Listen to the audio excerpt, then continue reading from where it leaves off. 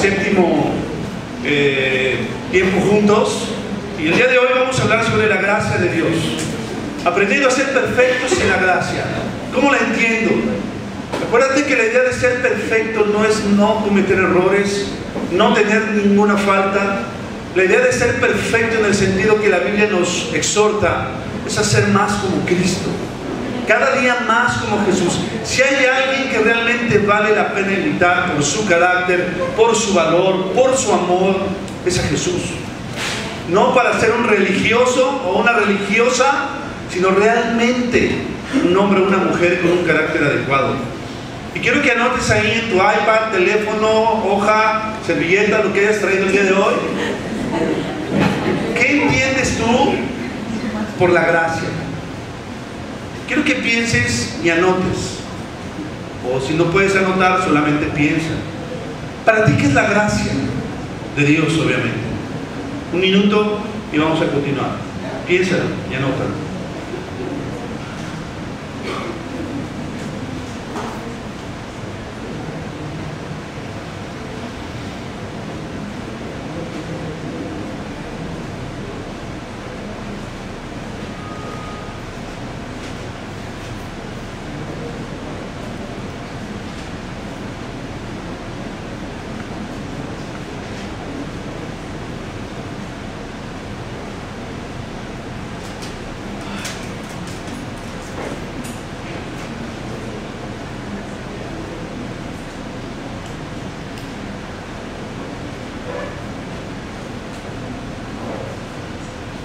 Muy bien, pues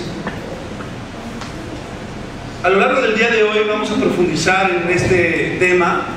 Y obviamente, hermanos, amigos, es un tema que a lo largo de la vida o a lo largo de todo nuestro caminar con Cristo vamos a ir creciendo en entender. Para mí no fue algo que entendí cuando luego inmediatamente llegué o cuando estaba estudiando la Biblia. Es algo que se ha ido desarrollando a lo largo ya de mucho tiempo con Dios. Y creo que nunca terminaré de entenderlo, pero es algo de lo que estoy sumamente agradecido.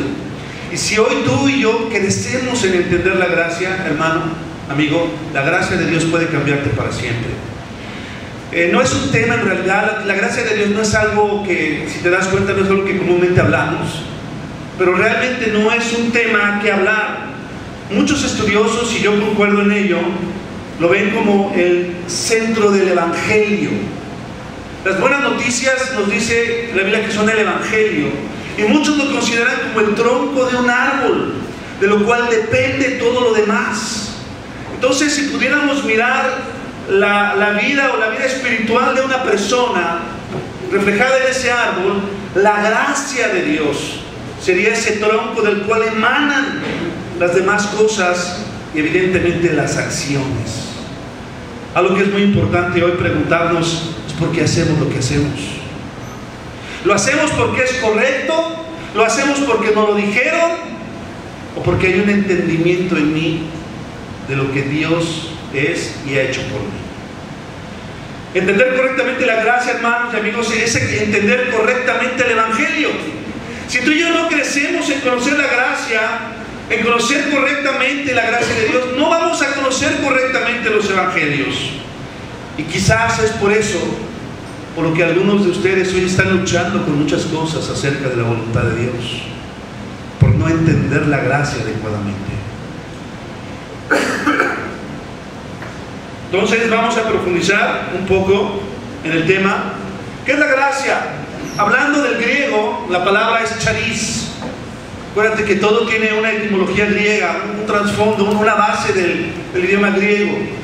Entonces, ¿cómo puede ser traducido de una manera más o menos, porque es imposible, adecuada o semejante al castellano? Sería algo así: buena voluntad, bondad amorosa, favor, la misericordiosa bondad de Dios, con la cual influencia a las almas para llevarlas a Cristo y hacerlas crecer en Él.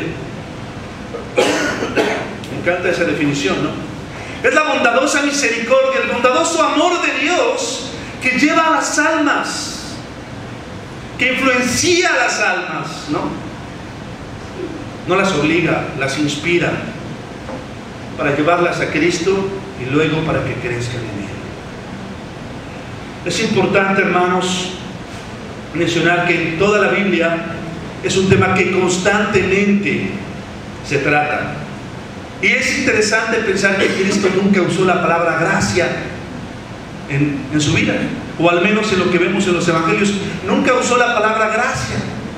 Pero en todo el evangelio, en todo lo que predicó, en todo lo que vivió, en todo lo que dio a los demás, está lleno de gracia.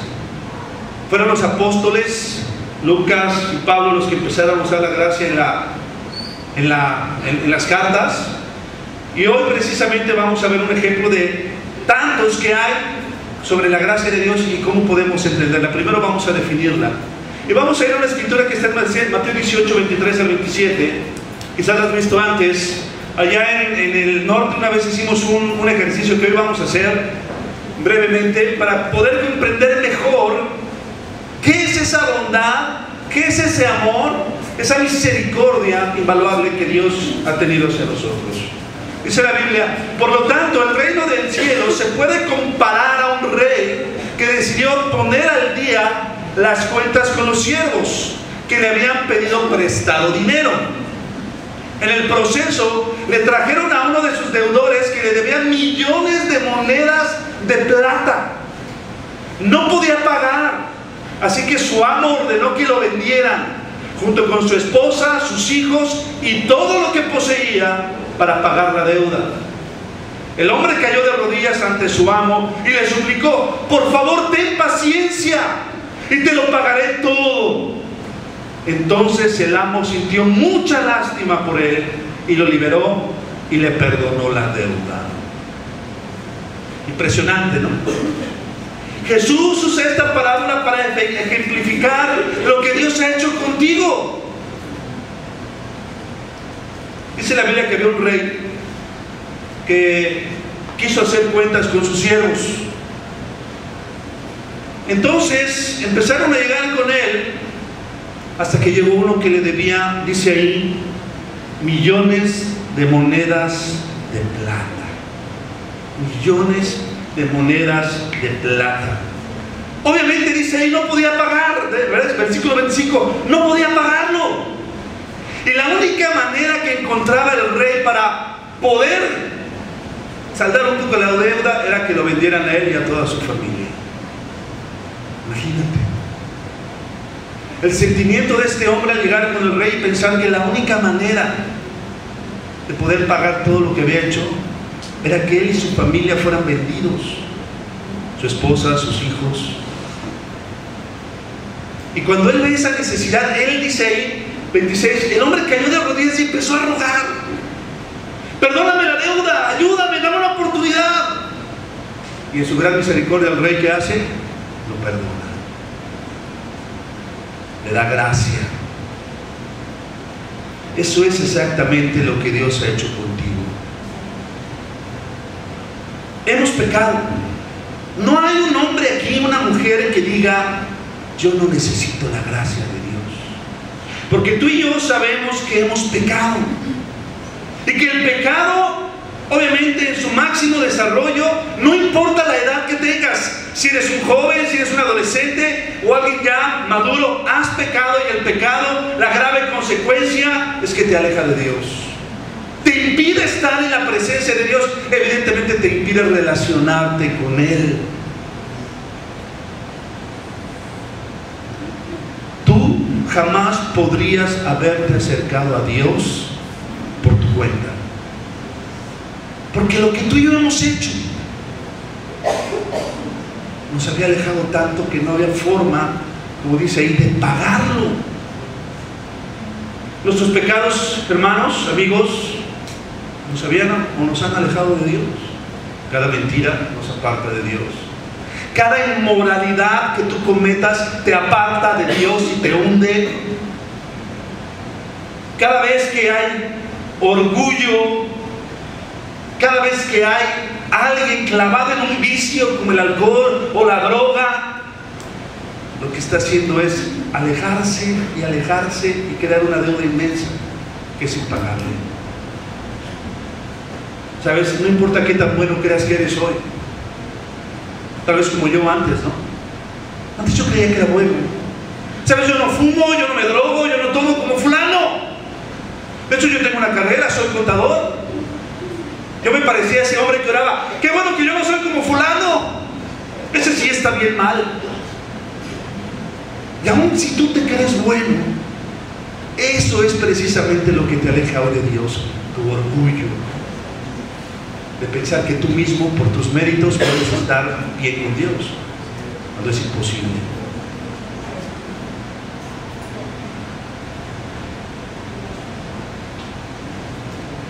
Aunque en nuestros corazones, aunque podemos sentirnos buenos, puede haber desprecio, podemos discriminar a otros porque los vemos peor que nosotros, puede haber arrogancia, legalismo cuando alguien falta, intolerancia porque se equivocó y somos muy duros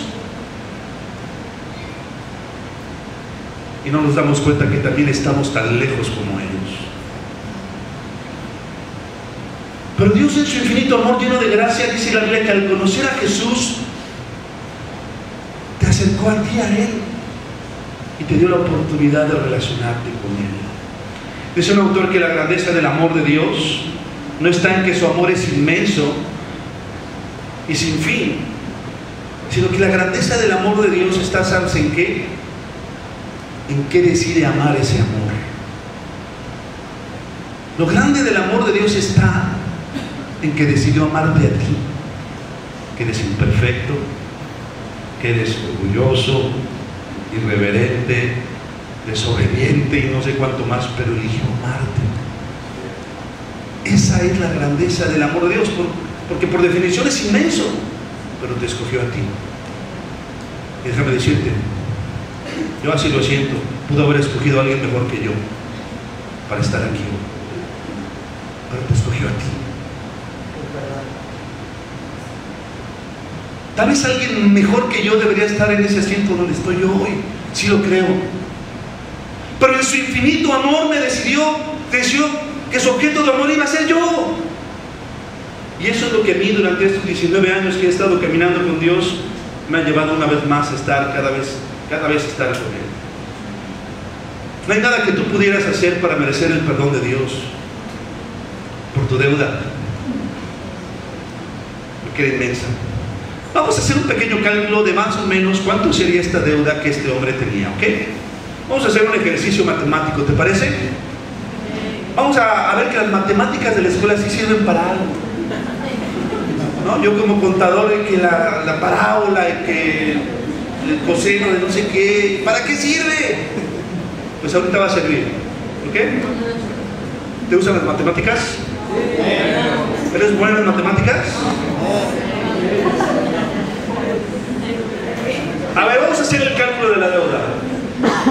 Y al que lo haga bien le voy a dar un premio. Dice la Biblia que le debían millones de plata, ¿estás de acuerdo?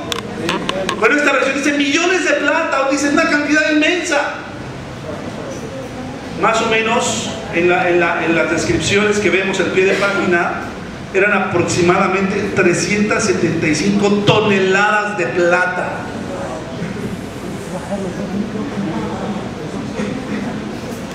Hoy una onza Troy de plata cuesta 305 pesos.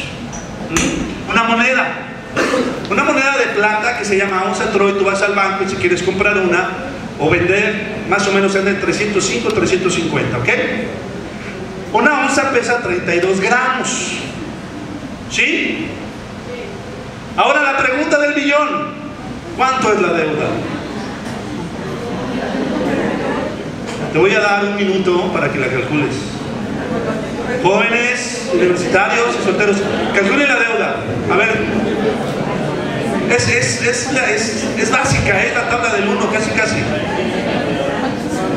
Saca ahí tu iPhone y tu teléfono tiene calculadora. Nunca la usas, pero la tiene ahí. Busca de veras que ahí hay una.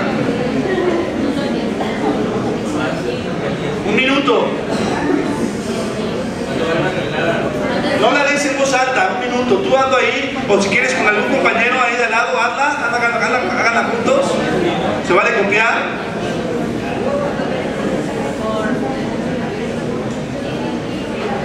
A ver que también andamos matemáticas.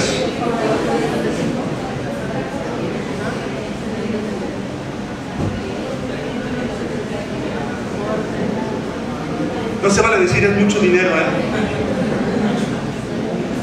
Es bien fácil.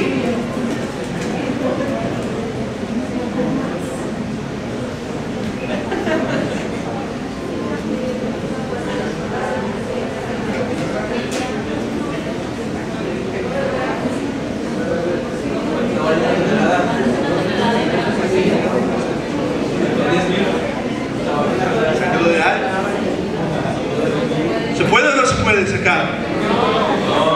Se puede. Ok, va, ya. ¿Alguien la sacó? A ver, de allá de la mano. A ver, ¿quién es? A ver, ¿cuánto es?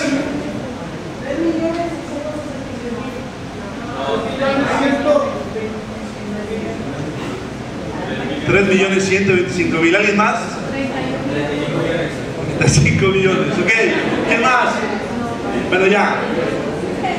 Fíjate, es muy básico. Primero tengo que ver cuánto cuesta un kilo de plata. ¿Sí? Si 305 es una onza Troy y 32 gramos tiene una onza Troy, divido 305 entre 32, entonces me sale 9.53 pesos por gramo, ¿verdad? De plata. Si el gramo lo multiplico por 1000, porque un kilo tiene 1000 gramos, ¿cierto? Un kilo de plata vale 9.530 pesos. Ahora, 375 toneladas, ¿cuántos kilos son? 375.000 kilos por 9.530 que cuesta el kilo. La deuda de este amigo más o menos eran 3.573.750, no, 3.573.750.000 pesos. ¿Ok? Imagínate una deuda de ese calibre. Una sola persona. 3.573.750.000 pesos. Ahora, imagínate esto. Que la quiere pagar. Pero imagínate que esa es tu deuda. Porque con Dios así estábamos, ¿no? Imagínate que este cuate dice, bueno, la deuda es esta. Imagínate que gane 18,000 pesos, este es un buen salario, más o menos, mensualmente. Y dice que para la deuda, suponiendo destina 9,000 pesos mensuales, por 12 meses, en un año va a pagar 108,000 pesos de esa deuda, ¿no? Suponiendo que quiere pagarla. ¿Qué va a pasar? ¿En cuánto tiempo la pagaría?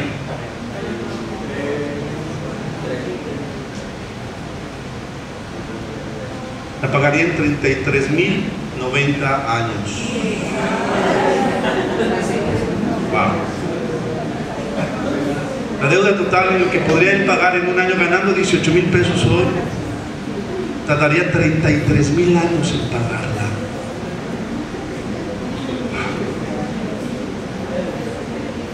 Ahora, ¿cuántas generaciones implicaría?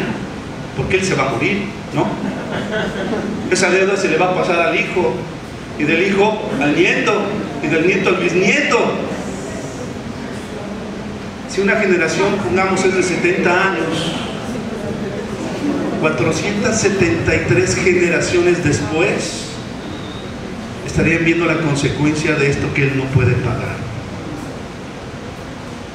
Wow.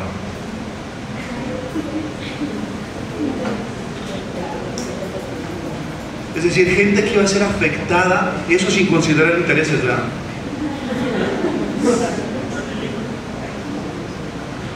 ¿Sabes? Esto es, o esta era la deuda que teníamos con Dios, tú y yo. Así de inmensa, así de grande es el pecado, así de lejos estábamos con Dios y de incapaces para pagar. Esa es la palabra, incapaces. Eso es lo que produce el pecado, una incapacidad de poder hacer y estar bien. Incapaces para amar adecuadamente a nuestros padres, a nuestros hermanos, a nuestros amigos. Incapaces para amar y respetar a una novia como es debido. Incapaces para vivir sin libertad, o vivir en libertad, perdón, esclavo del alcohol o la droga o el sexo, incapaz para ser feliz, incapaz de poder cambiar.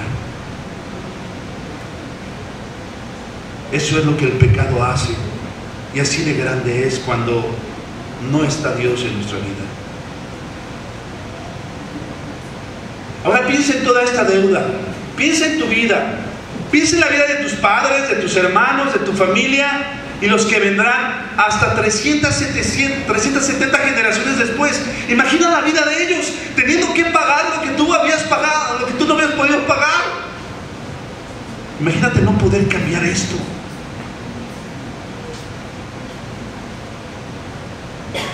Es fuerte, ¿no? Así es el pecado. Así es tu pecado delante de Dios. Ahora imagina que tú te arrodillas ante Dios y le pides que te perdone esa deuda impagable. Ruegas, clamas una oportunidad más, una segunda, una tercera oportunidad para hacer las cosas bien, y Dios te la da. Y te dice, ok, va de nuevo. Volvemos a empezar.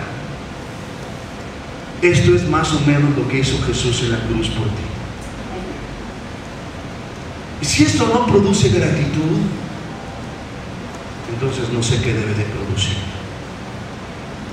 Si esto que no merecíamos no somos capaces de valorarlo, entonces ¿qué valoraremos?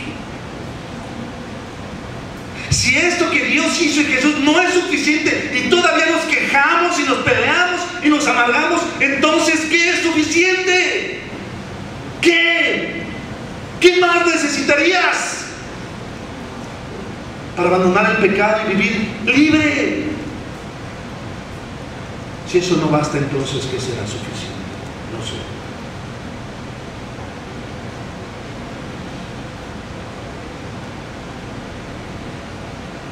Colosenses 2:13 dice: ustedes en otro tiempo estaban muertos espiritualmente a causa de sus pecados y por no haberse despojado de la naturaleza pecadora, pero ahora Dios les ha dado vida juntamente con Cristo, en quien nos ha perdonado todos los pecados.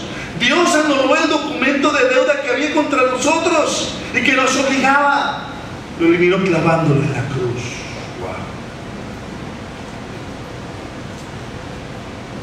Por eso la Santa Cena es tan importante, ¿verdad? No es un rito. Por eso Cristo no es algo que traigo colgado, no es algo que está en la casa. Si tú entiendes la gracia, debe de producir algo muy diferente. ¿Quién anuló la deuda? Según la Biblia, Jesús. ¿Tú qué podías hacer? ¿Podrías pagar? ¿Tú podrías limpiarte de tus pecados y decir, borrón y cuenta nueva porque mis méritos los he hecho bien? No podrías. Todo lo hizo Él. Se subió a esa cruz y dijo, va por Él, va por ella. No lo va a entender, no importa, yo confío que sí. Y por eso estamos aquí, confiando que tú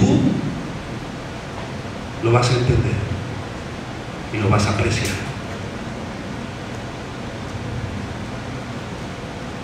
Eso es la gracia, ser perdonado sin merecerlo. Tú y yo merecíamos un juicio, ¿sí o no? Por cómo hemos vivido y cómo hemos hecho. Pero dijo Cristo, no hay juicio, yo pago por él, por ella. Quiero creer que él o ella van a ser diferentes. No un día, no 2 meses, toda su vida.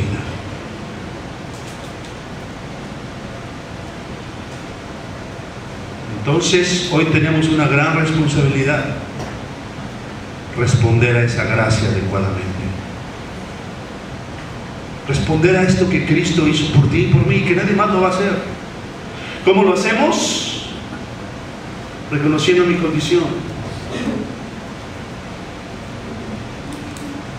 Una vez que es entendida la gracia, tenemos que ver cómo actúa en nosotros. Mateo 5:3 dice: Dios bendice a los que son pobres en espíritu y se dan cuenta de la necesidad que tienen de Él, porque el reino de los cielos les pertenece. Sabes, si tú has entendido la gracia, o si estás creciendo en entender la gracia, solamente cuando te das cuenta que sin Cristo no eres nada, es cuando la gracia puede actuar con todo su poder y liberarnos. Dice Mateo, Jesús, en algo que él estaba predicando en el Sermón del Monte, que solamente cuando te das necesidad, cuando te das cuenta de que cuánto necesitas a Dios, dice, los pobres en espíritu. La palabra que se usa en griego es para definir a un mendigo, esa gente que pide pan y agua en la calle, que está tan necesitada de Dios como un mendigo para buscar a Dios. Solo cuando tú reconoces esa condición de pobreza espiritual, no para aventarte del puente, sino para decir: Cristo, te necesito, es cuando la gracia puede ser tomada y entonces te puede transformar. Porque cuando tú piensas que no necesitas, aplica entonces el orgullo y eso te aleja de Dios. Entonces, entender la gracia me lleva a confiar en Dios y no en mí, ya no en mí. Entonces, lo primero que debería de haber como respuesta a la gracia es reconocer mi estado, dónde estoy, y ya no rebelarme, ya no justificarme que estoy mejor que tú o que otro. Mira, yo soy un pobre espiritual, gracias a Dios, desde hace 19 años, y lo seguiré siendo toda mi vida. Porque el día que yo me sienta capaz o me sienta mejor que otro, ese día perdí. Yo necesito a Cristo hoy como lo necesito mañana y el resto de mi vida. Otra cosa que debe de producir en nosotros es fe en Dios. La primera respuesta que debemos dar al entender la gracia es creer en Jesús y confiar en Él. ¿Sabes? No son las cosas que hacemos las que nos salvan. Espero te des cuenta de eso.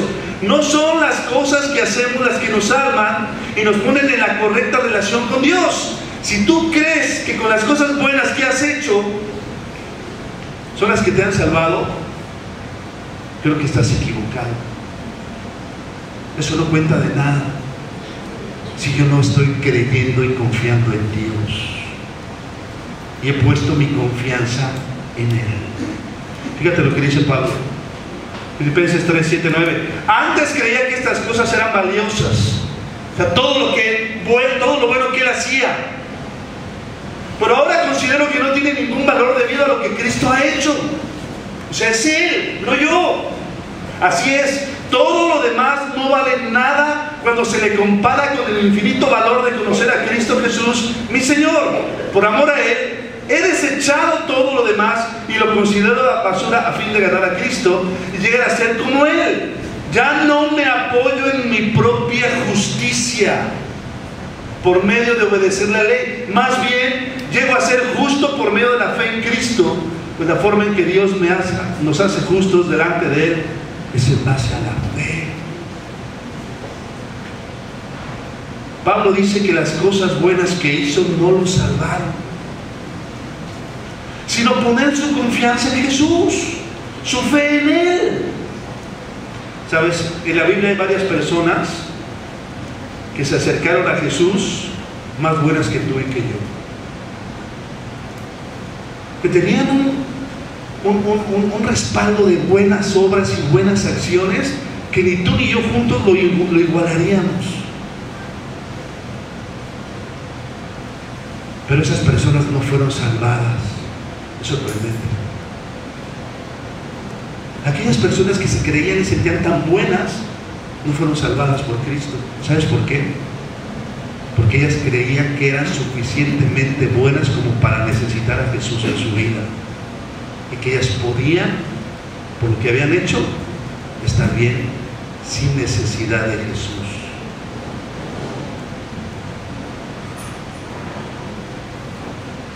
Los buenos en la Biblia no se salvan, son los pobres de espíritu los que se salvan, los que reconocen que necesitan desesperadamente a Jesús. ¿Por qué te bautizaste? Te pregunto. ¿Por qué estás en esta reunión? ¿Qué te impulsó a venir hoy? ¿Porque tus padres te lo dijeron? ¿Porque papá o mamá te trajo? ¿Porque hay un cristiano en mi familia y me vino y me dijo que viniera? ¿O porque necesitas a Dios y quieres creer y confiar en Él? ¿Sabes? A Dios no le sorprenden nuestros actos buenos. ¿Sabes con qué se sorprende Jesús en la Biblia? Con la fe de las personas. Dice alguien que a lo que Dios importa no son tanto los actos o las buenas acciones, sino la motivación detrás de las acciones. Confiar en Dios significa, como dice ahí, yo ya no voy a confiar en mí. Yo ya no me apoyo en mi propia justicia, sino en la de Dios. Quiere decir que entonces voy a confiar en lo que Dios me diga, ¿verdad? Voy a creer en lo que Dios me diga. Voy a seguir lo que Él diga. En este ministerio, donde la mayoría, gran parte de los que estamos aquí, casi todos, somos solteros. Bueno, son, ¿verdad? Yo ya no. Dios habla de la pureza, ¿sí o no? De la rectitud, de la fidelidad. Mantente fiel. Dios te va a bendecir. Hoy han pasado muchos años. Dios te va a bendecir. ¿Estás confiando en Él o no? Es que es muy difícil, ha pasado años. Bueno, ¿crees en Jesús o no? Eso es confiar en Él, que Él te va a bendecir por la fidelidad. Y confiar en mí y en mis méritos, ¿sabes qué es? Novia, güey, pues aquí no pasa, la consigo fuera. Pues, ya he sido fiel años, aquí no pasa, entonces ya lo hago por mi cuenta. Ya estoy tomando entonces, me apoyo en mi propia justicia. ¿Cómo veo yo las cosas? Lo que es correcto y lo que es recto, yo lo defino. Eso ya no es confiar en Dios. Ya no es confiar en la palabra. Es confiar en mí y hacer las cosas a mi modo. Todas las personas que en la iglesia o siguieron a Jesús primero y luego quisieron hacer las cosas a su modo, terminaron peor que antes. Todas. Y ni tú ni yo somos la excepción para hacerlo diferente. Entonces, la respuesta a la gracia es: confío en Dios y me dejo guiar, y serás bendecido.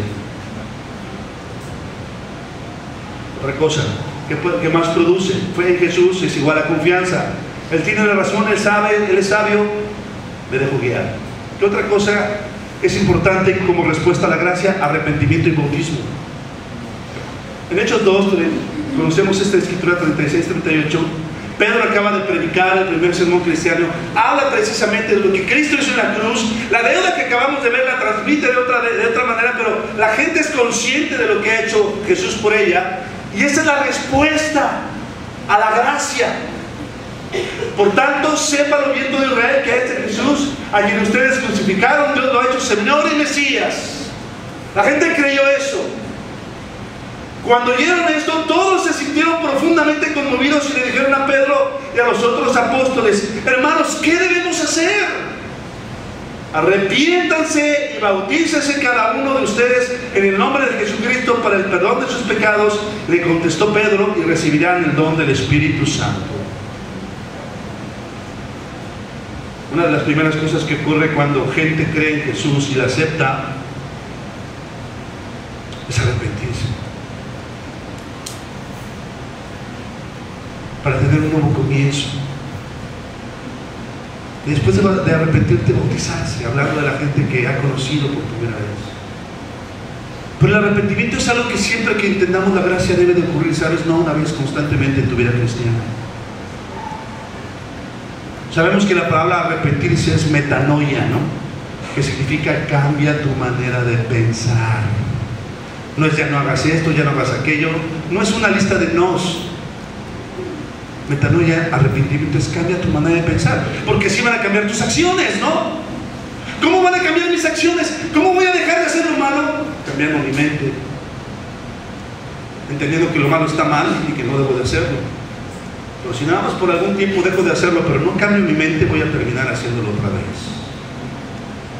Entonces, algo que vemos como respuesta a la gracia, hermanos, es arrepentirme. Si yo valoro lo que Cristo hizo, entonces debo de cambiar mi manera de pensar para entonces pensar como Dios quiere. Eso es vivir completamente diferente y dejar lo mundano atrás. ¿Qué otra cosa es importante como respuesta a la gracia? Aplicarlo continuamente. ¿Sabe? La Biblia nos dice que cuando hemos entendido la gracia debemos aplicarla a nosotros mismos primero. ¿Sabes? A veces caminamos con una mente muy culposa. Llegamos al reino y nos va bien, pero después de algún tiempo pecamos y pensamos que por haber hecho eso ya no merecemos estar aquí, ya no merecemos el perdón, ya no merecemos una segunda oportunidad, ya no merecemos nada. Y a veces caminamos en el extremo opuesto, ¿no? Yo soy muy malo, tengo que irme. Somos muy duros a veces con nosotros mismos. Hay mentes que son muy sensitivas y aún consigo mismos son muy duras. Como que la gracia no ha estado completamente arraigada, ¿no? Y yo leí un pensamiento que dice esto: si Dios me perdona, si me arrepiento, ¿quién soy yo para no perdonarme? Si Dios me perdona, que es el máximo autor,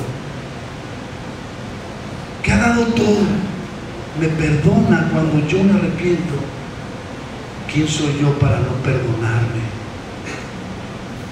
Entonces, al primero que debes de extenderle la gracia, ¿sabes a quién es? A ti. Y si tú estás entendido y arrepentido, tienes que dejar atrás la culpa y ser libre, porque para eso Dios nos dio su gracia, para ser libres. Y obviamente tienes que dársela a otros. De la misma manera en que tú has recibido gracia, Dios espera que esa gracia sea transmitida a otras personas. Quiero que terminemos de leer Mateo 18, 28, 35 ahí en tu Biblia, que es la parte de la parábola que acabamos de leer. Y dice: pero cuando el amigo que le perdonó la deuda al rey, ¿no?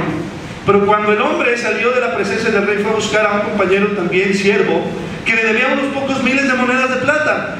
Lo tomó del cuello y le exigió que se le pagara de inmediato. El compañero cayó de rodillas ante él y le rogó que le diera un poco más de tiempo. Ten paciencia conmigo y yo lo pagaré. Le suplicó. Pero el acreedor no estaba dispuesto a esperar. Hizo arrestar al hombre y lo puso en prisión hasta que pagara toda la deuda. Cuando algunos de los otros siervos vieron eso, se disgustaron mucho. Fueron ante el rey y le comentaron todo lo que había sucedido. Entonces el rey llamó al hombre al que le había perdonado y le dijo: siervo malvado, te perdoné esa tremenda deuda porque me lo rogaste. ¿No deberías haber tenido compasión de tu compañero así como yo tuve compasión de ti? Entonces el rey, enojado, envió al hombre a la prisión para que lo torturaran hasta que pagara toda la deuda. ¿Te acuerdas cuántos años eran? Eso es lo que le hará mi Padre Celestial a ustedes si se niegan a perdonar de corazón a sus hermanos. En otras palabras, eso hará Dios si nos negamos a dar la gracia que hemos recibido. Qué fuerte, ¿no?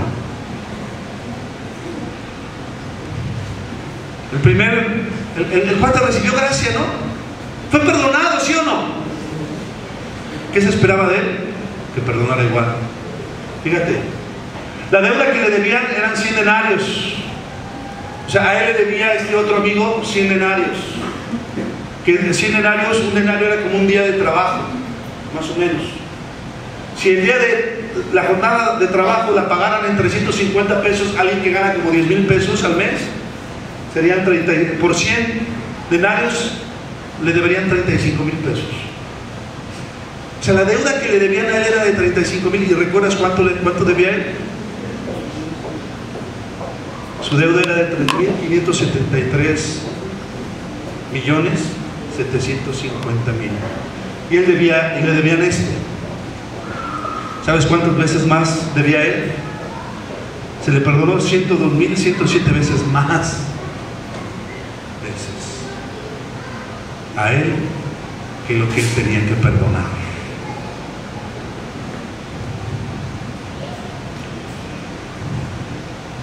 ¿Qué debe haber hecho él? Perdonar. Igual, Entonces, ¿qué pasó? Dice que el rey se enojó mucho. ¿Y sabes qué es lo peor? Le pidió que le pagara todo y a la cárcel. Eso es fuerte, ¿no? Porque todo lo que había sido perdonado ya no fue perdonado. Tuvo que ser pagado. Y como no había forma de pagar, fue a la cárcel y se iba a morir en la cárcel este hombre. Porque no iba a pagar nunca. Eso habla mucho, hermanos y amigos, de lo que debemos hacer con las personas. Es perdonarlas de la misma manera en que hemos sido perdonados.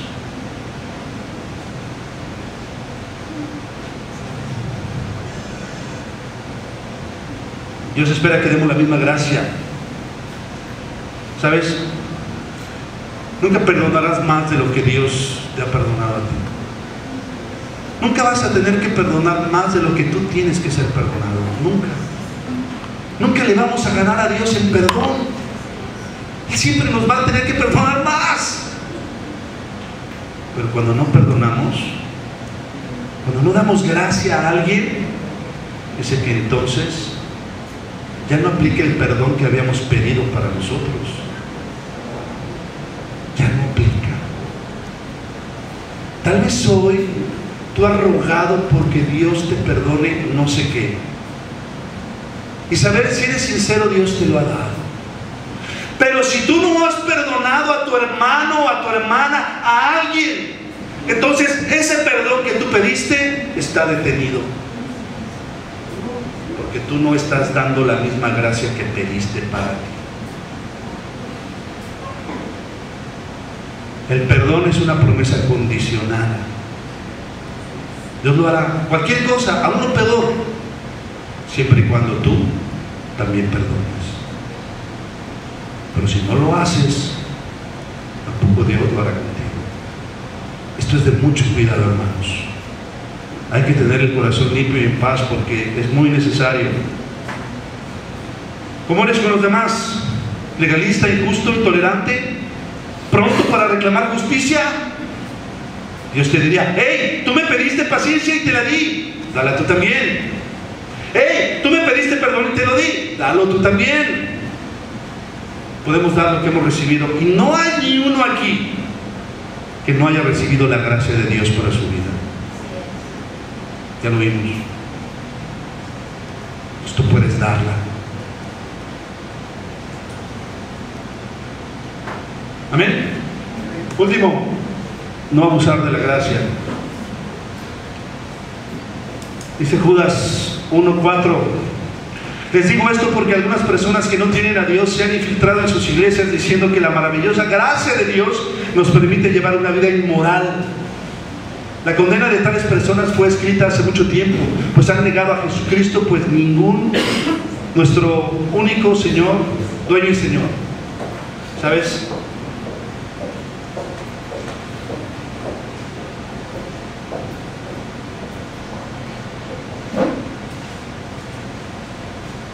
Es muy importante entender esto.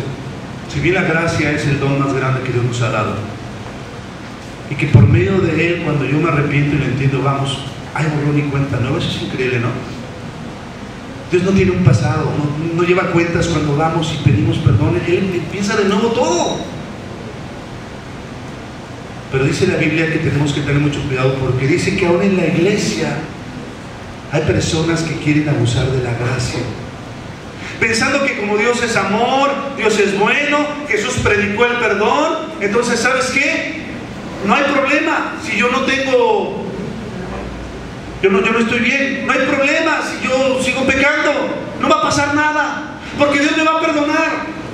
Dice la Biblia que no, tienes que tener mucho cuidado. Entonces, tú y yo necesitamos entender algo. La gracia de Dios no es una licencia para pecar. La gracia de Dios no es un manto que me impide o que me cubre de que el pecado no me afecte. Tú y yo tenemos que ser respetuosos y entender,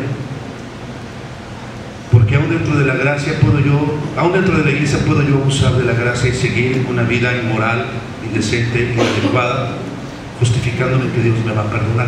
Es que ustedes no entienden, no son Dios. No, nadie. pero tú tienes que tener claro también que tú puedes estar en este momento abusando de una gracia para justificar que sigues un pecado, y eso no está bien. Hay que agradecer a Dios la gracia, pero también hay que ser responsables con ella. Y la Biblia es clara: si hoy he entendido la gracia, debe de llevarme al arrepentimiento y hacer la voluntad de Dios, no a seguir pecando.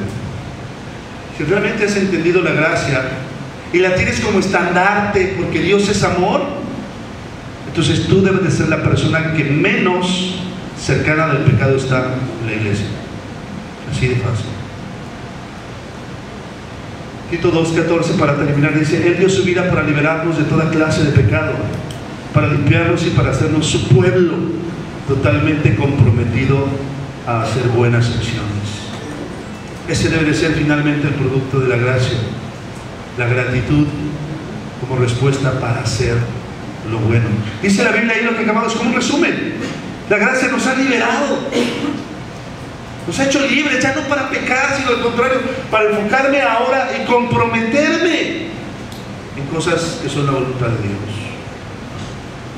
Hermanos, agradezcamos hoy la gracia, valorémosla. Vamos a tomar en un momento la Santa Cena, el pan y el jugo de uva, la comunión. Hoy espero tú y yo hayamos crecido un poco más en conocer la gracia, en entender lo que Dios me pide hacer. Si la has entendido, entonces, como hemos visto, si has entendido que Cristo pagó esa deuda, primero reconocerás tu condición de necesidad de Dios. Como un mendigo pide pan y pide agua. Entonces tu fe se pondrá en Cristo y no en ti y en las cosas buenas que tú puedes hacer. Sin Cristo sería imposible que tú estuvieras hoy en la presencia de Dios. Entendiendo la gracia es ver que me lleva a arrepentirme y entender que no debo de seguir actuando como lo hago. Aplicarla hacia otros de la misma manera en que yo he sido bendecido y perdonado, y jamás abusar de ella, porque no me puedo justificar en el amor de Dios para pecar o para que la iglesia me comprenda. Todos fallamos y todos erramos, pero llevar un estilo de vida del cual no me quiero arrepentir es muy distinto. Valoremos. Hoy platica con Cristo y agradécele. Exprésale a Él lo que tú hoy tengas que decirle. Vamos a orar y pedir que Dios bendiga. Padre, te bendecido en esta noche, en esta tarde. Te damos gracias porque venimos a tu presencia, Dios, con la firme esperanza de que nos ayudes a tratar en nuestro corazón lo que hoy necesitamos hacer. Ayúdenos, Señor, a purificarnos. Ayúdenos, Señor, a estar bien en su presencia. Padre, cuán grande es, Señor, el entender que usted ha venido a cambiar todo, que ha venido a pagar algo que era impagable para nosotros. Tal vez, Señor, en este tiempo de estudio, pues ha crecido más nuestro entendimiento. Yo le oro para que sigamos perseverando en estudiar su palabra, en conocer más su carácter, en ver hacia dónde debemos de ver, Señor, y quitar de nosotros la idea humana, Señor, de que somos buenos porque hacemos cosas buenas. Somos buenos y podemos ser buenos y acercarnos a ti por Cristo y lo que Él hizo en la cruz. Si Él no hubiera pagado esa deuda, Dios, sería imposible. Hoy te agradecemos que hemos tenido un nuevo comienzo contigo. Te agradecemos que aún nuestra visión de la vida ha cambiado. Hoy tenemos esperanzas, expectativas, enfoques espirituales, propósitos que son tu voluntad y que nos llenan de una manera increíble, cuando antes tal vez ni siquiera habíamos pensado, Señor, que estaríamos aquí. Ayúdenos hoy, Señor, a entender también que su gracia es el motor más importante sobre el cual se debe desprender todo lo que somos. Ayúdenos a no agradar a nadie, ni a nuestros padres, ni a nuestros hermanos, sino agradarlo a usted. Usted, Señor, mira nuestro corazón antes que nuestras acciones. Por eso usted conoce lo que hay dentro de nosotros y le pedimos que lo purifique para que todo lo que hagamos, todo lo que provenga de nuestro corazón sea reflejo de que estamos agradecidos por lo que ha hecho nosotros.